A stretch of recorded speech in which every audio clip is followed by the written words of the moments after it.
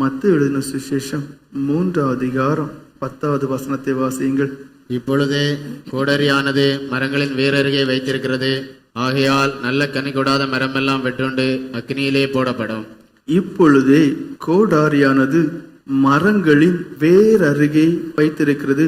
ஆகையால் நல்ல கனி கொடாத மரமெல்லாம் வெட்டுண்டு அக்னியிலே போடப்படும்.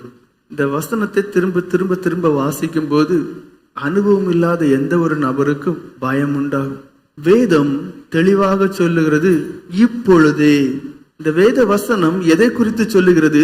நியாய தீர்ப்பை குறித்து, மனுஷர்கள் மீது இருக்கக்கூடிய தேவனுடைய கோபத்தை குறித்து, மனுஷர்களுக்கு தேவன் இதுவரைக்கு தந்ததான அந்த தவணையின் காலம் முடிந்தது என்பதை குறித்து தெளிவாக சொல்லுகிறது.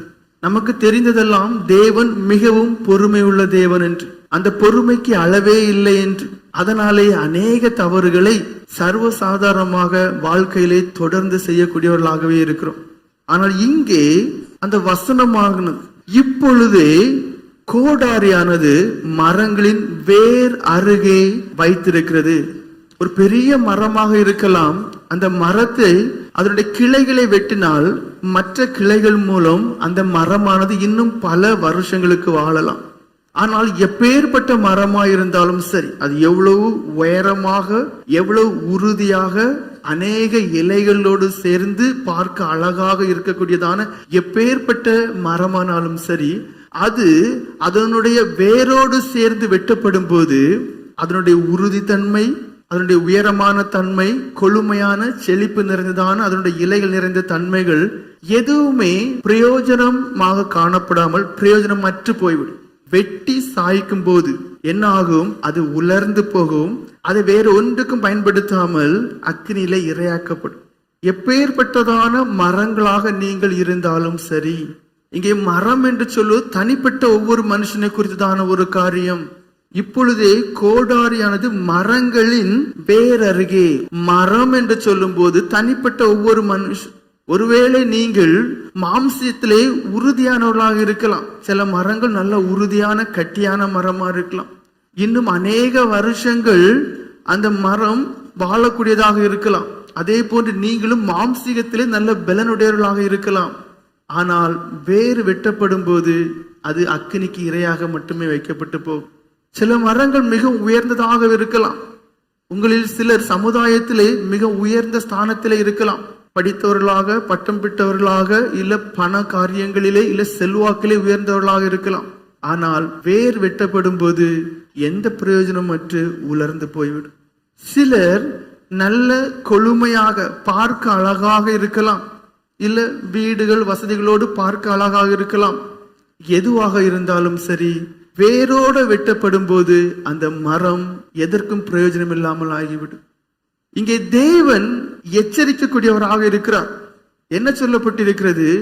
இப்பொழுதே கோடாரியானது மரங்களின் வேரருகே வைத்திருக்கிறது. ஆகையால் நல்ல கனி கொடாத மரம் எல்லாம், வாட் எவர் மேபி, அப்படின்னா என்ன மரமா இருந்துட்டு போட்டு, இது மகாகனி, இது அந்த கனி மரம், இது எந்த மரமா இருந்துட்டு போட்டு, ஆனால் தேவன் விரும்புகிற பிரகாரமான கனியை கொடுக்காத மரம் அது எதுவா இருந்தாலும் சரி, அது வெட்டுண்டு அறுத்து வீட்டுல ஜன்னல் பாளிகளுக்கு போடப்பட மாட்டாது. அது வெட்டுண்டு அக்னியிலே போடப்படும், நரகத்திலே தள்ளப்படும். நம்ம என்ன சொல்றோம்? இது வெறும் வசனம் மாத்திரம்தான். ஏன் ஆண்டவர் அப்படி இல்லை? ஏன்னா நமக்கு தெரிஞ்ச தேவன் எப்படி? அவர் நல்லவர், அவர் இரக்கமுள்ள தேவன், அவர் கிருபை மிகுந்த தேவன். எல்லாவற்றிற்கும் மேலாக அவர் எப்படிப்பட்டவர்? மன்னிக்கிற தேவன். சங்கீதம் 86:5 அதான் சொல்லுது, மன்னிக்கிற தேவன் என்று. அப்ப நமக்கு இது நல்லா பிடிச்சிருக்கு. எனக்கு உங்களை பற்றி தெரியும், நான் தொடர்ந்து தப்பு பண்ணிட்டே இருப்பேன், தொடர்ந்து பாவம் செய்துட்டே இருப்பேன், தொடர்ந்து உண்மை விட்டு விலகிதான் போயிட்டே இருப்பேன். ஆனா நீர் எனக்கு நல்லவர், எனக்கு மன்னிக்கிறவர். தப்பு பண்றோம். காயின் இருக்கு, 50 பைசா, ஒரு ரூபா காயின் இருக்கு. அதுக்கு ஒரு முகம் மட்டும் கிடையாது, அதுக்கு 2 பக்கங்கள் இருக்கு. ஒருவேளை அது 1 ரூபாய் என்று ஒரு புறத்து இருந்தாலும் கூட அதற்கு இனியொரு பக்கமும் இருக்கு. அப்ப தேவன் என்று சொல்லக்கூடியதான, நாம் வணங்கக்கூடியதான சர்வ உள்ளமுள்ள தேவனுக்கு இரக்க குணம் இருந்தாலும் கூட அவர் எப்படிப்பட்டவராம்? அவர் நீதிபரர் என்று 119 சங்கீதம் 137 வசனம் சொல்லுது. அவருடைய நீதி எப்படி இருக்குமாம்? ஏசாயா 28:17 என்ன சொல்லுது? தூக்கு நூல் போல இருக்குமாம். கொத்தமாருட்ட கேட்டா சொல்லுவாங்க, இந்த பூச்செல்லாம் பாத்தீங்கன்னா அந்த தூக்கு நூல் வச்சு பண்ணுவாங்க. அதனால பார்க்கும்போது அதுல எந்த ஒரு வளைவு இதுவே இருக்காது, அது ஸ்ட்ரைட்டா இருக்கும். அவருடைய நீதியை பார்ப்பீர்களே ஆனால் அங்க எந்த விதமான பிசகும் இருக்காது. நீதியிலே பிசகில்லாதவர், பட்சபாதம் பார்க்காததான ஒரு தேவன். நமக்கு தெரிந்ததெல்லாம் என்ன, அவர் இரக்கம் உள்ள தேவன், அவர் இரக்கம் உள்ள தேவன். ஆனா அதே தேவனுக்கு இனி ஒரு முகம் இருக்கிறது. அவர் நீதி உள்ளவராக, அந்த நீதியிலே எப்படி பிசகில்லாதவராக இருக்கிறார். 7வது சங்கீதம் 11ஆம் வசனம் சொல்லப்பட்டிருக்கு. எப்படி அவர் நீதி உள்ள நியாயாதிபதி, பாவிகள் மீது நாள்தோறும் சினம் கொள்ளுகிற தேவன். வேதம் என்ன சொல்லுது, அவர் நீதி உள்ள நியாயாதிபதி. அவர் நீதி உள்ளவராக இருக்கிறதுனால நீங்க பாவத்துல டெய்லி விளையாடுவீர்களே ஆனால் உங்கள் மீது அவர் எப்படி இருப்பாரா, தினமும் கோபப்படுகிற ஒரு தேவனா இருக்கிறார். ஒருவேளை வெட்டாமல் இருக்கலாம், ஆனா இப்ப வெட்டக்கூடிய நாள் வந்துட்டு, இப்ப எப்படிப்பட்ட நாள் வந்துட்டு, வெட்டக்கூடிய நாள் வந்துட்டு. அவர் இரக்கம் உள்ள தேவன் தான். இப்போ லூக்கா 13ஆம் அதிகாரம் 6ல இருந்து 9 வரைக்கும் நீங்க வாசிப்பீர்களா, என்ன சொல்ல, ஒரு தோட்டம் இருக்கிறது, அதுல ஒரு மரம் இருக்கிறது. அந்த மரத்துல அந்த எஜமான் வந்து கனி பார்க்கிறான், கனி இல்ல. 3 வருஷம் மாட்டு அதுக்கு எல்லாமே பண்ணி பார்த்திருக்கு, எப்படி உரம் போட்டு தண்ணி வச்சிருக்கு, எல்லாமே பார்த்திருக்கு. ஆனா எந்த விதமான முன்னேற்றமும் இல்ல. அதை பார்க்கும்போது எஜமான் சொல்றா, வெட்டி போட்டுரு நீ. அப்ப இந்த வேலைக்காரன் சொல்றான், 1 வருஷம் கூட டைம் கொடுப்போமா? சரி, 1 வருஷம் எடுத்துக்க. அந்த 1 வருஷம் முடிஞ்ச பிறகு மறுபடியும் என்ன, திரும்ப 1 வருஷம் கிடையாது. இப்ப நம்ம பண்ற தப்பு என்ன, ஆண்டவரே மன்னிச்சுக்கிடும்னு சொல்றோம், ஆண்டவரே இரக்கமாயிருன்னு சொல்றோம். அவர் சொல்ற, சரி போட்டு, இனி செய்யாத, இனி பாவம் செய்யாத. ஆண்டவர் அப்படிதான் விடுறார். ஆனா நம்ம என்ன நினைக்கிறோம், இங்க இந்த இலக்காரன் எஜமான இடத்துல 1 வருஷம் கேட்டு பெற்றுக்கொண்டதை போல நம்ம வாழ்நாள் முழுவதும் 1 வருஷம் இல்ல, ஒரு தடவை தான் கேட்டு சமாளிச்சிடலாம் நினைக்கிறோம். வேதம் சொல்லுது அப்படி அல்ல. உங்க வாழ்க்கையை நீங்க பாருங்க, எத்தனை வருஷம் அவர் பொறுமையா இருந்திருக்கிறார். 1 வருஷமா இல்ல, அங்க அந்த வேலைக்காரன் கேட்டது ஒரே 1 வருஷம் தான். உங்களுடைய வாழ்க்கையை பாருங்க, 5 வருஷமா இருக்கலாம், 10 வருஷமா இருக்கலாம், 20 வருஷமா இருக்கலாம், இல்ல இன்னும் அநேக வருஷங்களா இருக்கலாம். பொறுமைக்கும் ஒரு எல்லை இருக்கு. இங்க தேவன் தன்னை வெளிப்படுத்துறார். எப்படி, நீதி உள்ள நியாயாதிபதியாக. அப்படி நீதி உள்ள நியாயாதிபதியா இருக்கிறதுனால, அந்த பொறுமையும் தாண்டி நீங்கள் தொடர்ந்து பாவம் செய்கிறவர்களா இருக்கிறதுனால உங்களுக்கு ஐயோ. அந்த வசனத்தை வாசிங்க, சங்கீதம் 7:11. தேவன் நீதியுள்ள நியாயாதிபதி, அவர் நாள்தோறும் பாவியின் மேல் சினங்கொள்ளுகிற தேவன். எப்படி டைம் தர அழிக்கல, அதாவது மரத்தை வேரோட வெட்டல, வெட்டக்கூடிய நிலைமையில இருக்கிறாங்க, பொறுமையா இருக்கார். ஆனா இப்ப என்ன, அந்த டைம் முடியுது. அடுத்த வசனம் வாசிங்க. அவன் மனம் திரும்பாவிட்டால் அவர் தம்முடைய பட்டயத்தை கருக்காக்குவார், அவர் தம்முடைய வில்லை நாணேற்றி அதை ஆயத்தப்படுத்தி இருக்கிறார். பாருங்கள், வேதம் என்ன சொல்லுது, இப்போ உங்களுக்கு கொடுத்த தவணை காலம் எல்லாம் முடிஞ்சிட்டு, இப்போ கோடார் எங்க வந்துட்டு, வேருக்கு பக்கத்துல வந்து தூக்கணும், வெட்டணும், அவ்வளவுதான், முடிஞ்சு போச்சு. அவர் பொறுமையா இருக்கிறாரு, ஒவ்வொரு நாளும் கோபத்துல தான் இருக்கிறாரு. இவன் என்னைக்கு திருந்துவான், திருந்தவே மாட்டான்னு ஆகி போயிட்டு, பிரயோஜனம் இல்லைன்னு ஆகி போயிட்டு, இப்ப என்ன செய்தாரு, அந்த வாளை 2 புறமும் கருக்காக்கிட்டார். எப்படி வெட்டினாலும், இப்படி வெட்டினாலும் அது வெட்டும், இப்படி வெட்டினாலும் வெட்டும். அது என்ன, 2 புறமும் கருக்காக்கி வச்சுட்டாரு. இப்ப என்ன, அம்பு சும்மா வச்சிருக்கும். இந்த வில்லுல அம்பை வச்சு இப்ப நாணேட்டிட்டாரு. எனக்கு கையை ரிலீஸ் பண்ண போறாரு, அது நறுக்குனி குத்தம், ஒரு மனுஷனாலும் காப்பாற்ற முடியாது, துடிச்சு சாக வேண்டியது இருக்கும். இது எல்லாமே யாருக்கு, தங்களை தாங்களே ஏமாத்தி கொள்ளக்கூடியதான ஜனங்களுக்கு. இன்னும் ஒரு வருஷம் எனக்கு கிடைக்கும், இல்ல 3 வருஷம் கொடுத்தாரு. அதுக்கு பிறகு என்ன, வேலைக்காரனுடைய கெஞ்சுதல் மன்றாடுதல்னால 1 வருஷம் கொடுக்கிறாரு. இனி அடுத்த தடவை உண்டா, இல்ல. அப்ப நம்முடைய வாழ்க்கையை நாம் சோதிச்சு பார்க்க வேண்டும், தேவன் எப்படிப்பட்டவராய் இருக்கிறார் என்று. தெரிஞ்சதெல்லாம் எப்படி, சிலுவையில தொங்கக்கூடிய தேவன், பிதாவே இவர்களே மன்னியும் அப்படின்னு சொன்ன தேவன் இல்ல, அதே தேவன் தான். 5ஆம் சங்கீதம் 5வது வசனம் கடைசி பாக நீங்க பார்ப்பீர்களே, ஆனால் அங்க வேதம் சொல்லுது, அக்கிரமக்காரரை தேவன் வெறுக்கிறார் என்று. அதே 5வது சங்கீதம் 6வது வசனம் கடைசி பாகத்தை நீங்க பார்ப்பீர்களே, ஆனால் இரத்த பிரியன் சூதுள்ள மனுஷர்களை வெறுக்கிறார் என்று. அப்ப என்ன சொல்லப்பட்டிருக்கு, தேவன் பாவம் நீங்கள் செய்வீர்களே ஆனால் நாள்தோறும் சினம் கொள்ளுகிறார் என்று இருக்கு. நீங்கள் பாவம் செய்வீர்கள் ஆனால் நாள்தோறும் அவர் உங்களை வெறுக்கிறார் என்று இருக்கு. அதை தொடர்ந்து வெறுத்து கொண்டுதான் இருப்பாரு, வேற செயல்படுத்த மாட்டாரு. அப்படி உண்டா, இல்ல. என்ன செய்யறாரு அடுத்தது, அதே அதிகாரம் 10வது வசனத்தின் முதல் பாகத்தை பாருங்க. தேவன் அவர்களை குற்றவாளிகளாய் தீர்ப்பாரு. பொறுமையா இருக்கிறாரு. நான் சொல்ல புரிஞ்சுக்கிடணும். சரி, 1 வருஷம்தான் 1 வருஷம் கூட எடுத்துக்கன்னு சொல்றாரு. அந்த மரத்தை வெட்டல. ஆனா அந்த 1 வருஷ காலத்துல அவர் எப்படி இருக்கிறார்? நீங்க தப்பு பண்ணுனீங்கன்னா அவர் என்ன வெறுக்கிறார், உங்க மேல கோபத்தோட இருக்கிறார். கடைசி இந்த வருஷம் முடியும் போது என்ன ஆகுது? அவர் நீ குற்றவாளி தான், இனி நீ திருந்த மாட்டா, உனக்கு தவணை தந்தாலும் பிரயோஜனம் இல்லைன்னு சொல்லி அவனை குற்றவாளியாக தீர்க்கிறார். 10வது வசனம் முதல் பாகத்தை எப்படி இருக்கு? தேவன் அவர்களை குற்றவாளிகளாக தீர்க்கிறார். அதே அதிகாரம் 6வது வசனம் முதல் பாகத்தை பாருங்க, பாவம் செய்கிறவரை அழிப்பார் இருக்கு. அப்போ சினங்கொள்ளுகிறார், வெறுக்கிறார், கொஞ்சம் தவணை தந்து பொறுத்து இருக்கிறாரு. அடுத்து என்ன ஆகுது? தீர்ப்பிட்டுறாரு. நீதிபதி தீர்ப்பிடுற போல முதல் 2 வழக்கறிஞர் இருந்து மாறி மாறி வாதாடுவாங்க, எல்லாம் சரிதான். கடைசி அந்த நீதி உள்ள நியாயாதிபதி, அந்த நீதிபதி தீர்ப்பிட்ட பிறகு அங்க எதுவுமே கிடையாது. அதுக்கு பிறகு ஒண்ணும் கிடையாது. என்ன ஆக்ஷன் மட்டும்தான். கொல்லப்படுவாங்க, தூக்கல போட்டு கொல்லுவாங்க. இங்க என்ன சொல்லப்பட்டிருக்கு? அழிப்பார் என்று இருக்கு. நமக்கு இந்த வசனங்கள் எல்லாம் படிக்கும் போது எனக்கு மட்டும் இது என்ன கிடையாது? பொருத்தம் கிடையாது. எனக்கு மட்டும் அப்படி நடக்காது இல்ல. அதனாலதான் வேதத்தில் அநேக காரியங்கள் இருக்கு. நான் சில காரியங்களை உங்களிடத்துல எடுத்துக்காட்டா சொல்றேன். தேவன் அவர்களை தண்டிக்க மட்டும் செய்யல, அவர்களை வேரோட வெட்டி விட்டார். அவருடைய வாழ்க்கையை அப்படியே முடிச்சிட்டார். பைபிள்ல உள்ள சில உதாரணங்களை நான் சொல்றேன். ஏன் பைபிள் நமக்கு தந்திருக்குன்னா, நமக்கு அவைகள் திஷ்டாந்தமா எதுக்கு தந்திருக்கு? நாம் எச்சரிக்கப்பட்டவர்களாக, உணர்த்தப்பட்டவர்களாக, ஜாக்கிரதையா நம்முடைய ஜீவியத்தை நடத்தக்கூடியவர்களாக இருக்க வேண்டிய. கெட்ட கனிகளை கொடுத்ததான மனுஷர்கள் அல்லது கனியே கொடுக்காததான மனுஷர்களுடைய வாழ்க்கை எப்படி இருந்துச்சு? 2 பேதுரு 2வது அதிகாரம் 15வது வசனத்துல அங்க பிழையாம் என்கிறதான ஒரு மனுஷனை குறித்து சொல்லப்பட்டு என்ன சொல்லப்பட்டிருக்கு? அவன் அநீதத்தின் கூலியை விரும்பி. அப்படின்னு அர்த்தம் என்ன? தனக்கு கிடைக்கக்கூடியதான அந்த காரியங்களில் மட்டும் திருப்தி அடைந்தவனாக இல்ல, கை கூலி விரும்பக்கூடியவனாக, லஞ்சம் விரும்புறவனாக, கொள்ளையடிக்கக்கூடிய தன்மை உடையவனாக, பொருளாசை உடையவனாக காணப்பட்டான். அப்போ தனக்கு அந்த பொருட்கள் வந்து சேர்வதற்காக தீய ஆலோசனையை கொடுக்கிறான். அந்த தீய ஆலோசனையை கொடுக்கும் போது என்ன ஆகுது? அவன் நினைக்கிறான் நான் நல்லா இருக்கலாம். என்னாகமும் 23வது அதிகாரம் 10வது வசனம் வாசிங்க. யாக்கோபின் தூளை எண்ணத்தக்கவன் யார்? இஸ்ரவேலின் கார்பங்கை எண்ணுகிறவன் யார்? நீதிமான் மரிப்பது போல நானும் மரிப்பேனாக, என் முடிவு அவன் முடிவு போல் இருப்பதாக என்றான். இங்க அநீதி செய்யக்கூடிய ஒரு மனுஷன், யார் எக்கேடு கெட்டு போனாலும் ஒன்னே இல்ல, எத்தனை குடும்பம் நாசமானாலும் சரி ஒன்னே இல்ல, அந்த குடும்பங்களுக்கு சதி திட்டம் தீட்டி குடும்பங்களை நாசப்படுத்தக்கூடிய குணம் இவனுக்கு இருக்கு. ஆனா அவன் எதை விரும்புறான்? நான் மறிக்கும் போது எப்படி மறிக்கணுமா? நீதிமான் போல சமாதானத்தோட, சந்தோஷத்தோட, முதிர் வயதோட, நாம் தீர்க்காயுசோட மறிக்கணும். என்னுடைய மரணம் நீதிமான் போல, என்னுடைய முடிவு நீதிமானுடைய முடிவை போல இருக்கணும்னு சொல்லி அவன் விரும்புறான். ஆனா என்னாகுமோ 31வது அதிகாரம் 8வது வசனம் கடைசி பாகத்தை நீங்க வாசிப்பீர்களே, அங்க என்ன சொல்லப்பட்டிருக்கு? அவன் வாளால் வெட்டப்பட்டு மரித்தான் என்று. எப்படி மரித்தானா? வாளால் வெட்டப்பட்டு மரித்தான். ஏன் இப்படி விரும்பக்கூடியதான ஒரு மனுஷனுக்கு இப்படிப்பட்டதான ஒரு மரணம்?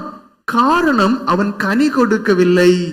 உங்க எல்லாருக்கும் என்ன இருக்கும்? நான் சமாதானமா இருக்க வேண்டும், சந்தோஷமாக இருக்க வேண்டும், தீர்க்காயுசோடு இருக்க வேண்டும், இந்த உலகத்தை வாழ்க்கையை முடிக்கும் போது பரலோகத்தில் இருக்க வேண்டும் என்று. ஆனால் கனி கொடுக்காமல் நீங்கள் இருக்கிற வரைக்கும் இந்த பிள்ளையாமை போன்று உங்களுடைய எண்ணங்கள் மட்டுமே எப்படி இருக்கும்? நான் அப்படி இருக்கணும், அப்படி நினைப்புல மட்டும்தான் இருக்குமே தவிர அந்த நினைப்புகளை தேவன் ஒரு காலமும் ஆசீர்வதித்து செயல்படுத்த மாட்டான். காரணம் என்ன? அவனே போன்று அநேகருக்கு கேடு உண்டாக்கக்கூடிய குணம் உங்களுக்கு இருக்குமே. ஆனால் உங்களுக்கும் ஐயோ, கெட்ட கனி கொடுக்கக்கூடிய எந்த மனுஷனும் எந்த மனுஷிக்கும் முடிவு பரிதாபமான ஒன்று. பாருங்கள், இங்க பிலேயாமை எச்சரித்து விடவில்லை. அவன் சம்பாத்தியம் பண்ணினான், தவறான விதத்துல சம்பாத்தியம் பண்ணதை அனுபவிக்க முடியல. வாளை வச்சு குத்தும் போது, வாளை வச்சு வெட்டும் போது எவ்வளவு துடிதுடித்து, எவ்வளவு வேதனையை அனுபவித்து, எவ்வளவு திகில் அடைந்து அவன் மரித்திருக்க வேண்டும். அவன் எதை விரும்புனா அதற்கு நேர்மாறான ஒரு சமாதான வாழ்க்கையை விரும்புறான். இங்க இருக்கக்கூடிய எல்லாரும் பிள்ளையமை போல எதை விரும்புவீர்கள்? நீதிமானை போல மறிக்க விரும்புவீர்கள். ஆனா கனி கொடுக்கிறீங்களா? இல்ல. அப்ப உங்களுக்கும் எதுதான் வாழ்க்கை? இப்படிப்பட்ட பரிதாபமான ஒரு நிலைமை தான். அடுத்த ஒரு எடுத்துக்காட்டு, ஆமான் என்கிறதான ஒரு மனுஷன், அதாவது அந்த ராஜாவுக்கு அடுத்தபடி எல்லா காரியங்களிலும் பொறுப்பா இருக்கக்கூடியதான ஒரு மனுஷன் யூதர்களுக்கு விரோதமாக அவர்கள் எல்லாரையும் கொண்டு குவிப்பதில் சதித்திட்டம் தீட்டி அதையும் ராஜாவிடத்தில் சொல்லி அந்த ராஜாவை ஏமாற்றி நிருபங்கள்ல என்ன அதற்குள்ளதான் அப்ரூவலையும் பெற்று காரியத்தை நிறைவேற்றக்கூடிய நிலைமையில இருக்கிறான். வாசிங்க எஸ்தர் 3:13. ஆதார் மாதமான 12ஆம் மாதம் 13ஆம் தேதி ஆகிய, நல்லா புரிஞ்சுடுங்க, 12ஆம் மாசத்துல 13ஆம் தேதி ஒரே நாளிலே சிறியோர் பெரியோர் குழந்தைகள் ஸ்திரீகள் ஆகிய சகல யூதரையும் அழித்து கொன்று நிர்மூலமாக்கவும். எப்படி? சின்ன பிள்ளைங்களையும் விட்டுறாதுங்க, ஏன்னா அவங்க யூதர்கள், அவர்களை விடாதுங்க, எல்லாரையுமே கொல்லணும். அதுக்குள்ள காரியத்தை பண்றான். என்ன பண்றான்?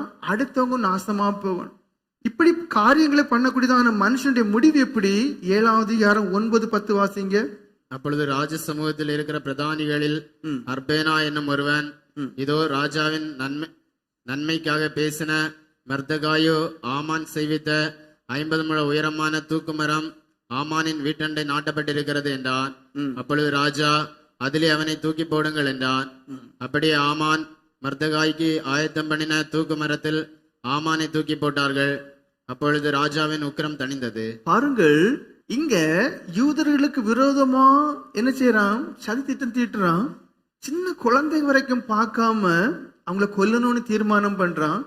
எல்லாருமே இந்த ஆமானுக்கு முன்பாக தலை வணங்குவாங்க. மொர்தெகாயை மட்டும் என்ன செய்ய மாட்டான்? தலை வணங்க மாட்டான். நான் ஆண்டவருக்கு மட்டும் தலை வணங்குவேன், நீ வேணா தலை வெட்டிட்டு போ. அதனால அவனுக்கு அவன் மேல பயங்கர கோபம். அவனை தனியா கொல்லணும். எப்படி? 50 முழம் உயரத்துல ஒரு தூக்கு மேடையை உருவாக்கி இது மொர்தெகாய்க்குன்னு சொல்லி வச்சிருந்தான். ஆனா யாரு விழுந்தா தெரியுமா? இந்த ஆமானை யாரு கெட்டுனாங்களோ அவனையே அதுல தூக்கி போடுறாங்க. காரணம் என்ன? பிறருக்கு தீங்கு விளைவிக்கணும், பிறர் நாசமா போகணும், அந்த குடும்பம் நாசமா போகணும், அவன் நல்லா இருக்க கூடாதுங்கிறதான மனநிலை உள்ள எல்லாருக்கும் தேவன் எச்சரிக்கை கொடுக்கிறார். ஒருவேளை நீங்க தூக்குல போடாம மறிக்கலாம், ஆனா அதற்கு ஒத்ததான கொடூரமான மரணங்கள் உங்களுக்கு சம்பவிக்கும். நல்ல கனி கொடுக்காத எந்த மரமானாலும் சரி முடிவு பரிதாபம். ஏன்னா நிறைய இருதயங்கள் எல்லாம் கெட்ட இருதயம். ரொம்ப கவனமா இருங்க. வேதம் எல்லாருக்கும் உரியது. அது தெளிவா சொல்லுது, உன் குணம் மோசம், திருந்து இல்லைன்னா உனக்கு ஐயோ.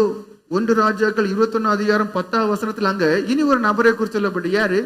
ஏசபேல் என்கிறதான ஒரு பெண்ணை குறித்து சொல்லப்பட்டு, இந்த பெண் என்ன செய்கிறா? தன்னுடைய புருஷன் ஒரு இடத்தை விரும்புகிறான், ஒரு தோட்டத்தை விரும்புகிறான். அதை பெற்றுக்கொள்வதற்கு அந்த தோட்டத்தின் உரிமையாளருக்கு விரோதமாக சதி திட்டம் தீட்டி என்ன செய்யறா? அதிகாரத்தை பயன்படுத்தி கல் எரிஞ்சு கொல்றதுக்கு எல்லா காரியங்களையும் பண்ணுறான். கொல்லவும் செய்தாங்க. அதாவது அந்த நிலத்தினுடைய உரிமையாளரை கல்லெறிஞ்சு கொல்லவும் செய்தாங்க. அது வாசிக்கும் போது தெரியும். எப்படி தெரியும்? தேவனுக்கு விரோதமாகவும் ராஜாக்கு விரோதமாக இவன் தூசிச்சான்னு சொல்லி அவன் மேல பொய்யா ஒரு குற்றத்தை போட்டு அவனை கல்லெறிஞ்சு கொண்டுட்டாங்க. ஆனா அவளுக்கு முடிவு என்ன? 2 ராஜாக்கள் 9ஆம் அதிகாரம் 33ஆவது வசனத்துல அங்க என்ன சொல்லப்பட்டிருக்கு? அவ தன்னை சிங்காரிச்சு நல்ல அழகுபடுத்தும் போது மேல் மாடியிலிருந்து கீழே என்ன சொன்னாங்க? தூக்கி பொத்துனி கீழே போடுங்க. ஒரு மாடியிலிருந்து கீழே விழும்போது எப்படி இருக்கும் எனக்கு தெரியாது. ஆனா பல மாடி உயரமான இடத்துல இருந்து பொத்துனி தூக்கி போடும்போது எப்படி இருக்குமா? அந்த ரத்தம் செதறுது. உடம்பு முழுவதும் துணி இருந்தாலும் கூட ரத்தம் செதறி செவுர்ல ரத்தம் படுது. அங்க பக்கத்துல நின்ன குதிரைகள்ல ரத்தம் படுது. பரிதாபமாக. அப்ப எவ்வளவு தீள் அவ்வளவு பிடிச்சிருக்கும், எவ்வளவு வேதனை அவ்வளவு பிடிச்சிருக்கும். மேல இருந்து கீழே விட்டு அந்த நேரங்கள்லயும் பொத்துனி விழுந்து அந்த தலை உடஞ்சு செதறும் போதும் எவ்வளவு வேதனைப்பட்டிருப்பா. காரணம் என்ன? ஒரு மனுஷன் எந்த தப்புமே பண்ணாதவனை கல் எரிஞ்சு கொல்லும் போது அவனுக்கு தலையில பட்டிருக்கும், உடம்புல பட்டிருக்கும். அவன் எவ்வளவு துடிச்சிருப்பான். யாரானாலும் சரி, நீங்க இனி ஒரு நபருக்கு தீங்கு விளைவிப்பீர்களே ஆனால், திரும்பவும் சொல்றேன், நீங்க இனி ஒரு நபருக்கு தீங்கு விளைவிப்பீர்களே ஆனால் முன்னால் அந்த ஜெபம் கேட்கப்படாது. ஒண்ணு அந்த நபரிடத்திலே போய் மன்னிப்பு கேட்க வேண்டும், அல்லது அதை நிவர்த்தி பண்ண வேண்டிய பிரகாரம் கொடுக்க வேண்டியதை கொடுத்து, வாங்க வேண்டியதை வாங்கி, செய்ய வேண்டியதை செய்து அதன் பிறகு மன்னிப்பு எடுத்தால் மட்டும்தான் அது மன்னிக்கப்படும். சும்மா செய்ய வேண்டியதெல்லாம் செய்துட்டு அநேக குடும்பங்களை நாசப்படுத்திட்டு அங்க நிம்மதி இல்லாத வாழ்க்கையை கொடுத்துட்டு இங்க வந்து மட்டும் நான் பாவியாண்டவரே என்னை மன்னியோ, கள்ள ஜெபம். அந்த ஜெபம் கேட்கப்படாது. நல்ல கனி கொடுக்காத நீங்க வேரோட வெட்டப்பட்டு முடிவு பரிதாபமா இருக்கும். அடுத்த ஒரு நபர், யோசுவாவின் புஸ்தகம் 7ஆம் அதிகாரம் 21, 24, 25 வசனங்களை நீங்க வாசிப்பீர்களே. அங்க ஆகான் என்கிறதான ஒரு மனுஷன் என்ன செய்தான்? திருடிட்டான். தீட்டான பொருட்களை கொள்ளையடிக்க கூடாதுன்னு சொல்லப்பட்டு இவன் பார்த்தான், அழகழகா இருக்கு, விலையுயர்ந்ததா இருக்கு, சால்வை, பொன்னு, வெள்ளி எல்லாமே இருக்கு. இவன் திருடி தன்னுடைய வீட்டிலே ஒளித்து வைத்து கொண்டான். அவனுக்கு என்ன தண்டனை ஆண்டவர் கொடுத்தாரு? அவனை மட்டும் விட்டாரா? அவனையும் அவனுடைய குடும்பத்தார், மகன் மகா எல்லாரையும். ரெண்டாவது என்ன, அவனுக்குன்னு இருந்த பொருட்கள், அவனுக்கு இருந்த ஆடு மாடுகள் எல்லாவற்றையும் கொண்டு வந்து கல் எரிஞ்சு கொன்னாங்க. அவன் வீட்டுக்குள்ள புதைச்சு வச்சான். தண்டனை யாருக்கெல்லாம் பாருங்க. அவனை மட்டும் வேரோட வெட்டல, அவனுடைய மனைவி பிள்ளைகளையும் வேரோட வெட்டுச்சு அந்த கோடாரி. அவனுக்கு இருக்கக்கூடிய ஆடு மாடுகளை கோடாரி வெட்டுச்சு. கல் எறியப்பட்டு துடி துடிச்சு பரிதாபமா சேர்த்தான். உங்க வாழ்க்கையை பாருங்க. நீங்க நினைக்கலாம் எனக்கு இயேசு கிறிஸ்து இருக்காருன்னு. தப்ப முடியாது. நீங்க நல்ல ஜெபம் பண்ணக்கூடியவங்களா இருக்கலாம், மன்னிப்பு கிடைக்காது. திருடர் குணங்களை விடுங்க, அடுத்தவங்களுடைய பொருட்களை வஞ்சிக்கிற குணங்களை விடுங்க, தேவையில்லை. பசியோட இருந்துட்டு போகலாம். ஆனா அதுக்காண்டி கேட்டு வாங்குறது தவிர திருடுடைய குணம் சரியில்லை. அடுத்தவங்க தோப்புக்குள்ள போய் தேங்காய் வெட்டுக்குது, அடுத்தவங்க மரத்துல ஏறி பழங்களை பறிக்குது, எல்லாமே கணக்கு ஒண்ணுதான். சின்னதும் தப்புதான், பெருசும் தப்புதான். ஆனா என்ன, ஒரு கள்ள கண்ணீர் மட்டும் கடைசி வெடிச்சிருவோம். ஓ தெரியாம வந்துட்டு, இல்ல தெரிஞ்சுதான் பண்றீங்க. நல்ல கனி கொடுக்காத, பிறருக்கு இடரல் உண்டாக்கக்கூடியதான, இவனா இவளா கிறிஸ்தவன் என்று சொல்லக்கூடிய நிலைமைக்குள்ளாக இடரல் ஏற்படுத்தக்கூடிய நிலைமையில் நீங்கள் இருப்பீர்களே, ஆனால் உங்களுக்கு ஐயோ. அந்த மரத்தை ரொம்ப நாள் விட்டு வைக்க மாட்டாரு, அது வெட்டப்பட்டு அது முறிக்கப்படும். 1 ராஜாக்கள் 21:16 அங்க ஆகாப் என்றதான இன்னொரு மனுஷனை குறித்து சொல்லப்பட்டு, அவன் என்ன செய்யறான், தம் மனைவி ஒருத்தனை தந்திரமா கொன்னாச்சு. கொன்ன பிறகு ஐயோ என்னாலதானே அவன் கல்லெறியப்பட்டு கொல்லப்பட்டான் என்று அவனுக்கு உணர்வே இல்லை. என்ன செய்யறான், அவன் செத்தான் அறிஞ்ச உடனே அவனுக்கு திராட்சை தோட்டத்தை அபகரிக்கிறதுக்கு திராட்சை தோட்டத்துக்கு போறான். அந்த இன்பம் நல்லா இருந்திருக்குமா? அவனுக்கு நீ கொல்லப்பட்டவனுக்கு மனைவி இருக்கும், பிள்ளைகள் இருக்கும். ஆனா அடுத்தவனுடைய பொருளை அவனை கொன்னுட்டு சந்தோஷமா போய் அபகரிக்க போறான். முடிவு எவ்வளவு பரிதாபம் தெரியுமா? 1 ராஜாக்கள் 22:34-35 நீங்க வாசிப்பீர்களா? அதோட என்ன சொல்லப்பட்டிருக்குன்னா, யுத்தத்துக்கு போறான், தான் ராஜான்னு தெரிஞ்சதான் கொண்டு விடுவாங்க, நான் வேஷம் மாறி இருக்கேன்னு சொல்லி வேஷம் மாறி இருக்கான். ஆனா அவனுக்கு மேல என்ன இருக்கு? தேவ கோபம் இருக்கு. அதனால அவன் வேஷம் மாறி இருந்தாலும் எங்கேயோ ஒருத்தன், 2 பக்கமும் யுத்தம் நடக்குது, எங்கேயோ இருந்து ஒருத்தன் என்ன செய்யறான், அம்ப அப்படியே தூக்கிட்டு இப்படி விடுறான். அது எப்படியோ பறந்து குருட்டாம் போக்கல யார குத்துது? அடுத்தவனுக்கு வாழ்க்கைய குத்துனவனை குத்துது. அடுத்தவனுடைய வாழ்க்கைய அது ரொம்ப குத்துது. குடும்பம், புருஷனை இழந்த அந்த குடும்பம் எவ்வளவு வருத்தப்பட்டிருக்கும். இவன் வேஷம் மாறி இருந்தாலும் தேவ கோபம் பின்னாடி இருக்கு. எங்கேயோ போகக்கூடிய அம்பு அவனை குத்துது. சாயங்காலம் தான் சாவுறான். சாயங்காலம் வரைக்கும் எவ்வளவு துடி துடிச்சிருப்பான், எவ்வளவு ரத்தம் போயிருக்கும். ஐயோ சரீரத்துல சுகம் இருக்கே, நான் தானே ராஜா, ஆனா என்னால ஆள முடியலையே. ஏன்? அந்த நாபாத்த அவனுக்கு சொத்த அவனை ஆள விடல, அவனுக்கு சொத்த அவனு அனுபவிக்க விடல. அப்ப உன் சரீரத்துல சுகம் இருந்தாலும் சரி, உனக்கு எல்லாமே இருக்கலாம், ஆண்டவரனை ஆள விட மாட்டாரு, அனுபவிக்க விட மாட்டாரு. துடிக்க துடிக்கதான் கொல்வாரு. மரம் வேரோட வெட்டிட்டார். அவன் சாயங்காலம் எப்படி இறந்து போனான்னு இருக்கு. ஆதியாகமம் 19:26 இனி ஒரு நபரை குறித்து, எப்படி லோத்தினுடைய மனைவி, தேவதூதர்கள் சொல்றாங்க, நான் பாரு, திரும்பி பார்க்காம பின்னிட்டு பார்க்காம வார்டன், ஒன் ஜீவன் தப்ப வார்டன். ஆனா இந்த பெண்ணுக்கு என்ன, உலக சிநேகம், பொருள் ஆசை, தன்னோட சொத்து, தன்னுடைய எல்லாமே சேமிச்சதெல்லாம் விட்டுட்டு வெறுங்கையோடுல ஓடுறோம். அங்க எப்படியோன்னு சொல்லி திரும்பி பார்த்தா உப்பு தூணான. அப்போ சுவிசேஷத்திற்கு கீழ்ப்படிய மனதில்லாதோட நிலைமை தான். சொல்லக்கூடியதான வார்த்தைகளுக்கு கீழ்ப்படியாத மன உடையவர்களுக்கும் இதுதான். எப்படி நிசாரமான எண்ணம். 2 பேர் சொன்னாங்க. எப்படி சொன்னாங்க? திரும்பி பார்க்காத, பின்னிட்டு பார்க்காத, அப்படியே ஓடிடு. நீ 2 பேர் தானே சொன்னாங்க, சொல்லிட்டு போட்டு. அதே போல இப்படி மனப்பூர்வமாய் பின்வாங்கி போறீங்களே, ஆத்மா செத்து போகுதே, மறுபடியும் உயிர்ப்பிக்க முடியுமா? கணக்காதான் இருக்கும். எத்தனை பேருக்கு ஆத்மா உப்பு தோண்டு போல இருக்கு, மறுபடி விடுவிக்கப்படவே முடியாத நிலைமைக்கு இருக்கிறீங்க. ஒருவேளை உயிரோட நடப்பணமா இருக்கலாம், ஆனா தேவன் நினைச்சிட்டாரு, வெட்டிட்டாரு. ஏன்? சொல்லப்பட்ட வார்த்தை பின்னிட்டு பாராதனே. முடிவு எப்படி? ஆத்மா செத்து உப்பு தூணான பரிதாபமான ஒரு நிலை. 1 ராஜாக்கள் 13 அதிகாரம் நீங்க வாசிப்பீங்கன்னா, புரியாத ஒரு புதிர் போல இருக்கும். எப்படி வாலிபனான ஒரு தீர்க்கதரிசிய ஆண்டவர் எங்க அனுப்புறாரு? யெரொபெயாம் என்கிறதான ராஜா இருக்கக்கூடியதான இடத்துக்கு அனுப்புறார், பெத்தேலுக்கு அனுப்புறார். ஏன்னா இந்த யெரொபெயாம் என்ன செய்தார்? ஜனங்களை எருசலேமுக்கு போக விடாமல் இங்கே பலிபீடங்களை கட்டி அந்த மக்கள் அங்க தடை பண்ணிட்டு, அது தேவனுடைய கோபம் உண்டது. தேவன் என்ன செய்யறாரு? ஒரு வாலிபனான தீர்க்கதரிசி அனுப்பி என்ன செய்யறாரு?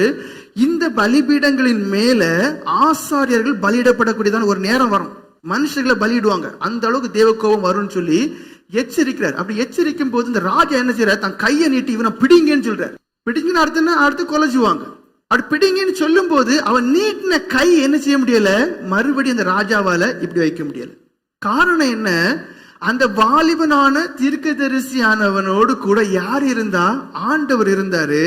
அதனால அதிகாரமும் மாம்ச பலமும் ராஜாவிட்ட இருந்தாலும் அந்த ராஜாவுக்கு ராஜாவாக தேவன் இருப்பதனால அல்லேலூயா அல்லேலூயா, அந்த வாலிபனான அந்த தீர்க்கதரிசியோடு கூட தேவன் இருந்தனால ராஜாவுக்கு கை மறுபடியும் இங்க வரல. அப்படிப்பட்டதான ஒரு தீர்க்கதரிசிக்கு அடுத்த சில மணிக்கூர்ல என்ன பரிதாபமான சம்பவம் நடந்துகிற காரியம் தான் நான் என்ன சொல்ல போறேன். எப்படி ஆண்டவர் சொன்னார், நீ போன வழியாட்டு திரும்பி வரக்கூடாது, நீ அந்த இடங்கள்ல என்ன செய்யக்கூடாது? தண்ணியும் குடிக்க கூடாது, சாப்பிடவும் கூடாது. ஆனா என்ன ஆயிற்று? ஒரு கிழவனான ஒரு மனுஷன், வயதான ஒரு மனுஷன், தன்னை தீர்க்கதரிசி சொல்லக்கூடிய ஒரு மனுஷன், இந்த வாலிபன் என்ன செய்யிட்டாரு? கிளம்பிட்டார். கிளம்பி வந்தவரை தேடி கண்டுபிடிச்சு என்ன பார்க்கணும், கர்த்தர் என்னட்ட சொன்னாரு நீ என் வீட்டுல சாப்பிடணும். இந்த மனுஷன் என்ன பண்ணிட்டாரு? அதை நம்பிட்டார். நம்பி எங்க போனாரு? இந்த மனுஷனோட வீட்டுல போய் சாப்பிடுறாரு. போஜனம் பண்ணும் போது, இந்த பந்தியில இருக்கும் போதே ஆண்டோடைய வார்த்தை வருது, வாலிபனான தீர்க்கதரிசியே, உனக்கு நல்ல மரணம் இருக்காது, நீ மரிக்கும் போது உன்னுடைய பிதாக்களுடைய கல்லறையில கூட உன்னை வைக்கப்பட மாட்டாது. காரணம் என்ன? நீ எனக்கு கீழ்ப்படியல. அதை திரும்ப திரும்ப படிச்சு பார்த்தாலும் உங்களுக்கு புரியாது, மனசுக்கு ரொம்ப குழம்பும். ஏன்னா அந்த வாலிபனான தீர்க்கதரிசிக்கு ராஜாவே சாப்பாடு கொடுக்க வந்துச்சு, சொன்னா எனக்கு வேண்டான்ட்டான். அப்ப இங்க ஒரு பொய்யை நம்பிதானே இவன் கெட்டு போனானி. ஆண்டவர் என்ன செய்யல? அந்த வாலிபனான தீர்க்கதரிசிய மன்னிக்கல.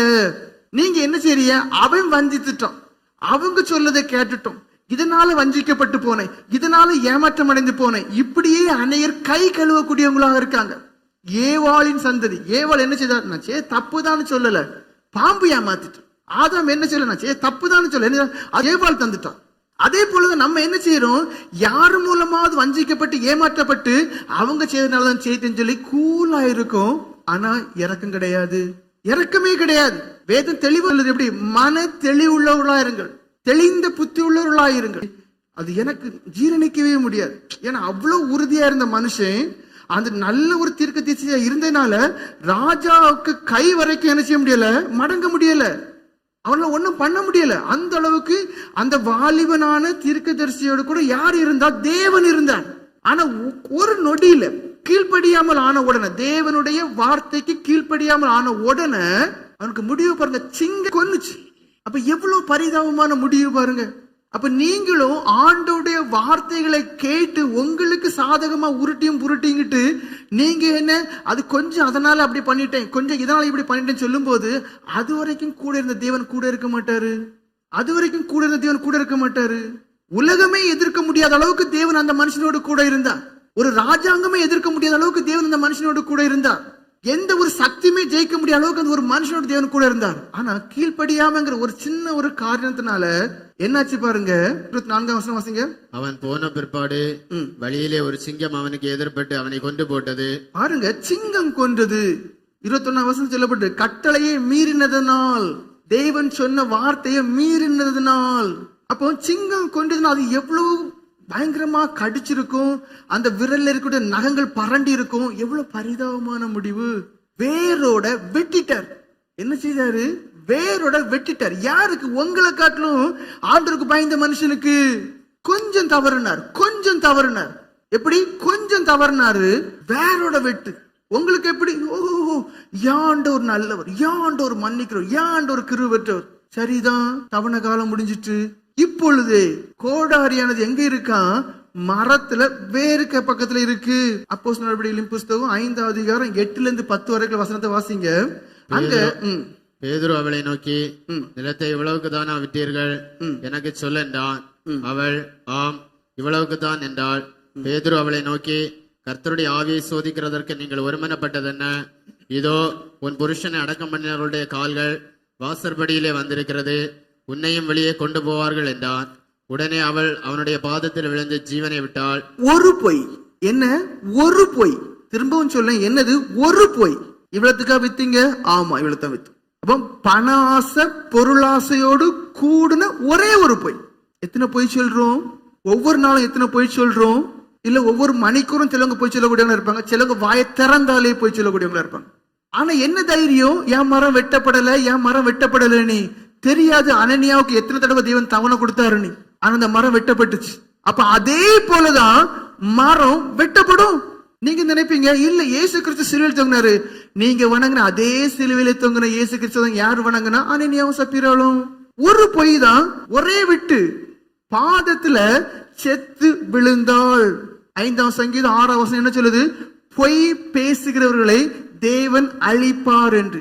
அந்த வேத வசனம் நிறைவேறிச்சா? நிறைவேறலையா? நிறைவேறிச்சு. வாசிங்க. பொய் பேசுகிறவர்களை அழிப்பீர். பொய் பேசுகிறவர்களை அழிப்பார். பொய் பேசுறோமா? கவனமா இருங்க. அழிப்பார். அது எப்படி? இன்னும் திருஷ்டாந்தங்கமா இருக்கு. அப்போஸ்தலர் நடபடிகளின் புஸ்தகம் 12ஆம் அதிகாரம் 23ஆம் வசனத்துல அங்க என்ன சொல்லப்பட்டிருக்கு? ஏரோதுங்கிறதான ஒரு ராஜா என்ன செய்யறான்? ராஜ வஸ்திரம் உடுத்து நல்ல பிரசங்கம் பண்றான். பிரசங்கம் பண்ணும்போது மக்கள் இது ஆண்டவருடைய சத்தம் சொல்றாங்க. அவன் அதுக்கு உண்மைதான் கர்த்தருடைய கிருபைன்னு சொல்லல. என்ன செய்யல? ஆண்டவரை மையப்படுத்தல. நான் தான் சொன்னா புழு புழுத்து செத்தான். என் சரீரத்துல பலம் உள்ளவன், திரளான ஜனங்களுக்கு முன்பாக பெரிய ராஜா என்று கொண்டாடப்படக்கூடியவன். ஆனா அவனுக்கு தெரியல அந்த வேருக்கு பக்கத்துல என்ன இருக்கு? கோடாரி இருக்கு. தேவனுக்கு மகிமை செலுத்தல. ஒரே வெட்டு. எங்கிருந்து புழு உருவாச்சு? எவ்வளவு நாள் கழித்து தான் புழு உருவாகும்? புழு எங்கிருந்து வந்துச்சு? சர்வ வல்லமையுள்ள தேவன். வேதம் பொய் சொல்லாது. நல்ல கனி கொடுக்காத எந்த மரமும் வேரோட வெட்டப்படும். உடனே புழு புழுத்துச்சு. அது வரைக்கும் மின்னுக்கான வஸ்திரம் போட்டு மின்னிக்கிட்டு வந்து ஹாயா இருந்தவன் அடுத்த சில செகண்ட்ல எல்லாரும் பயந்து ஓடத்தக்கவாறு புழு மேயுது. மரம் வேருக்கு பக்கத்துல கோடாரி இருக்கு. ஒரே வெட்டு, வாழ்க்கை முடிஞ்சு. நான் சொன்ன இவங்க எல்லாருக்குமே தேவன் கையை உடைச்சி, காலை உடைச்சி, கண்ணை பிடுங்கி கொஞ்சம் தவணை காலம் கொடுத்தாரா? இல்ல. மரத்துக்கு வேறையே வெட்டிட்டார். மரமே கீழே விழுந்துட்டு உலர்ந்து போச்சு, அக்கினியில போடப்பட்டது. 1 கொரிந்தியர் 10ஆம் அதிகாரம் 1வது வசனம் வாசிங்க. 1 கொரிந்தியர் 10ஆம் அதிகாரம் 1வது வசனம்.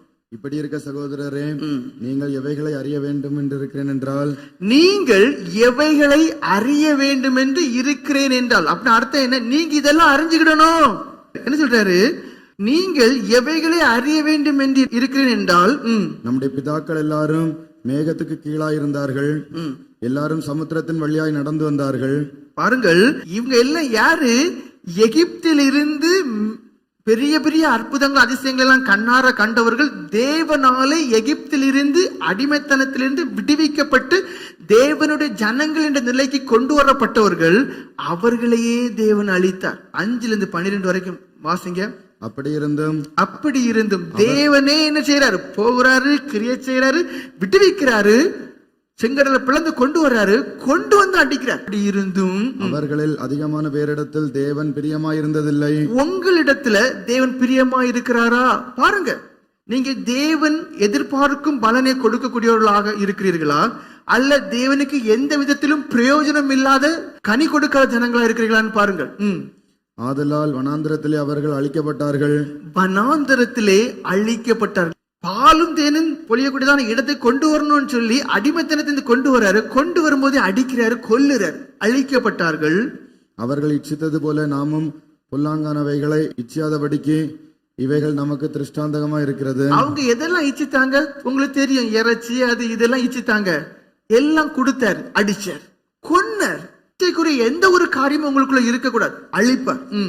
ஜனங்கள் புசிக்கவும் குடிக்கவும் உட்கார்ந்து விளையாட இழந்திருந்தார்கள் என்று எழுதியிருக்கிறபடி அவர்களில் சிலர் விக்கிரகராதனைக்காரர் ஆனது போல நீங்களும் ஆகாதிருங்கள். அவர்களில் சிலர் வேசித்தனம் பண்ணி ஒரே நாளில் 23,000 பேர் விழுந்து போனார்கள். அதுபோல நாமும் வேசித்தனம் பண்ணாதிருப்போமாக. அவர்களில் சிலர் கிறிஸ்துவை பரீட்சை பார்த்து பாம்புகளால் அழிக்கப்பட்டார்கள். அதுபோல நாமும் கிறிஸ்துவை பரீட்சை பாராதிருப்போமாக. அவர்களில் சிலர் முறுமுறுத்து சங்கரக்காரனாலே அழிக்கப்பட்டார்கள். அதுபோல நீங்களும் முறுமுறுக்காதிருங்கள். அநேகர்களுக்கு வாழ்க்கையில் இருக்கிறது முறுமுறுப்பு தன்மை. ஏன் ஆண்டவர் இப்படி பண்ணிட்டார், ஏன் ஆண்டவர் இப்படி பண்ணிட்டார், ஏன் ஆண்டவர் இப்படி பண்ணிட்டார். எச்சரிக்கையா இருங்க. நிலைமை பரிதாபம், முடிவு பரிதாபமா இருக்கும். நீங்க நினைக்கிறது எப்படி, சமாதானமாய் மறிக்கணும், பரலோகம் போகணும். நடக்காத காரியம். பிலேயாம் எப்படி, நீதிமானை போல என்னுடைய மரணம் இருப்பதாக, என்னுடைய முடிவு அதே போன்ற ஒரு முடிவாக இருப்பதாக. வாழை வச்சு குத்து வெட்டு, பரிதாபமா துடி துடிச்சு ரத்தம் சிந்தி ஐயோ ஐயோன்னு சொல்லி பரிதாபமா இருக்கு. இவைகளெல்லாம் திருஷ்டாந்தங்களாக அவர்களுக்கு சம்பவித்தது. இவைகள் எல்லாம் திருஷ்டாந்தமாக அவர்களுக்கு சம்பவித்தது. நமக்கு என்ன, இப்படி எல்லாம் இருக்கு, பயப்படு, நீ பொய் சொல்ல பயப்படு, திருட பயப்படு, பாவங்கள் செய்ய பயப்படு. உலகத்தின் முடிவு காலத்தில் உள்ள நமக்கு எச்சரிப்பு உண்டாகும்படி எழுதப்பட்டும் இருக்கிறது. என்ன சொல்லப்பட்டு, எச்சரிப்பு உண்டாகும்படி எழுதப்பட்டிருக்கு. அப்ப என்ன ஆகணும், எச்சரிப்பு அடைந்து கவனமா இருக்கணும்.